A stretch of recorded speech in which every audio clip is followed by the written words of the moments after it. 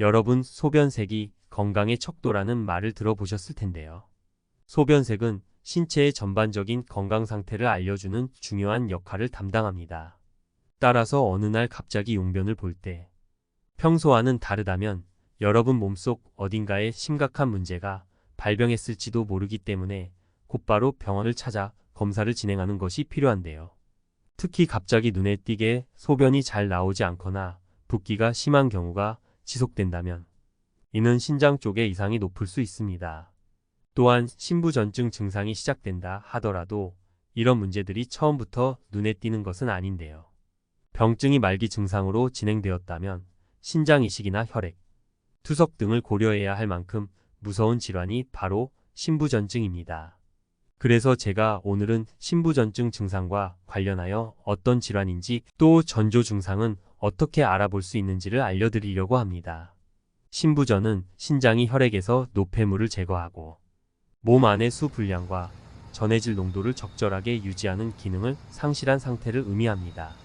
신장은 복부의 뒤쪽에 위치하며 길이 11-12, 폭 5-6, 두께가 2.53 정도로 보통 사람 주먹만 한 크기입니다.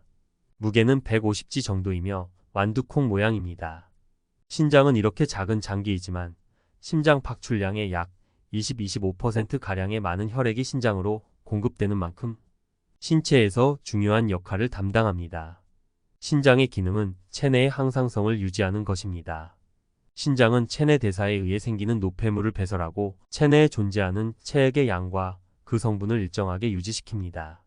정상적인 신장은 여러 기능을 밤낮으로 쉬지 않고 수행합니다. 예를 들면 우리 몸속 수분과 전해질을 적정한 상태로 유지하고 에너지를 만드는 대사작용 후 노폐물을 여과하여 소변을 통해 배출하고 혈액을 생성하고 혈압을 조절하는 등 다양한 역할을 하고 있죠. 그러나 어떤 원인에 의해 신장의 기능에 장애가 발생하면 그 정도에 따라 신체의 각 부위에 영향이 나타나게 됩니다. 신장에서 만들어지는 소변량이 점차 감소하여 소변이 완전히 만들어지지 않을 수 있습니다. 몸 안에 수분이 축적되면 신부전증으로 폐에 물이 차서 목숨이 위태로울 수 있고 노폐물이 몸 안에 축적되면 심장이나 뇌 기능이 손상을 받을 수 있습니다. 신부전에는 급성 신부전, 만성 신부전과 말기 신질환의 세 가지 형태가 있습니다.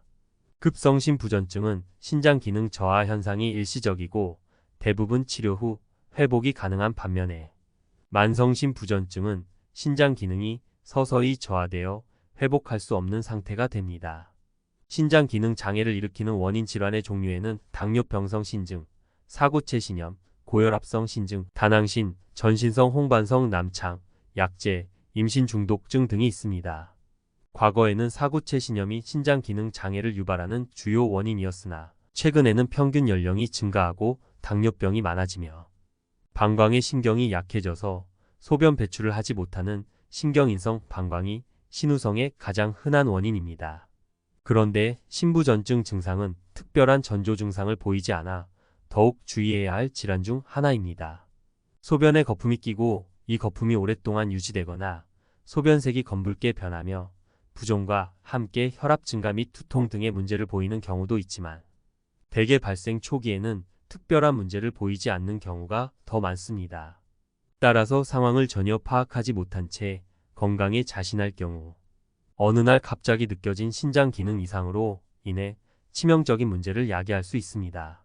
바로 신부전을 의심할 수 있는 전조 증상들을 알려드리겠습니다. 혹시 해당되는 증상이 있는지 체크해 보시는 것도 좋을 것 같네요.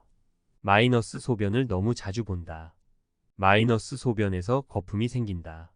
마이너스 소변에서 피가 나온다. 마이너스 혈압이 높아졌다. 마이너스 몸이 붓는다. 마이너스 자는 도중 깨서 소변을 본다. 마이너스 소변에서 이상한 냄새가 난다. 마이너스 호흡 곤란 증상이 있다. 이 외에도 심한 피로감이나 운동 능력 감소, 두근거림, 발과 다리, 발목의 부종 등의 증상도 동반될 수 있습니다. 그렇다면 신부전을 예방하기 위한 생활 습관은 어떤 것들이 있을까요? 첫 번째는 고혈압 및 당뇨병을 꾸준히 치료하는 것입니다. 고혈압과 당뇨병은 만선 신부전의 가장 큰 원인으로 차지합니다. 평소 고혈압과 당뇨병을 가지고 있다면 처방받은 약을 거르지 말고 꾸준히 복용하고 수시로 혈압과 혈당 수치를 체크하여 고혈압과 당뇨병을 철저하게 관리하는 것이 좋습니다. 두 번째는 과일, 채소의 지나친 섭취를 피하는 것입니다. 신장의 기능이 정상인 사람의 경우에는 신선한 과일과 채소에 들어있는 칼륨 성분이 혈압 상승을 억제하고 섬유소, 비타민, 각종 항산화 물질이 심혈관계 질환의 예방에 도움이 됩니다. 하지만 신장 기능이 좋지 않은 사람이라면 신장 기능에 비해 많은 양의 칼륨 섭취는 고칼륨 혈증이 유발되어 부정맥은 물론이며 근육쇠약, 심장마비까지 유발할 수 있습니다. 그렇기 때문에 신장의 기능에 따라 섭취량을 조절하는 것이 좋습니다.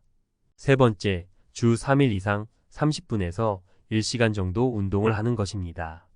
운동은 신부전증 환자에서 흔히 발생하는 심혈관계 질환, 뇌졸중, 당뇨 발생의 위험을 낮추고 우울증도 감소시키는 효과를 가지고 있습니다. 신부전증 환자의 경우 걷기와 같은 유산소 운동은 심혈관계 능력을 향상시키고 혈압과 혈당을 효과적으로 조절해 줍니다. 네 번째, 적절한 체중을 유지하는 것입니다.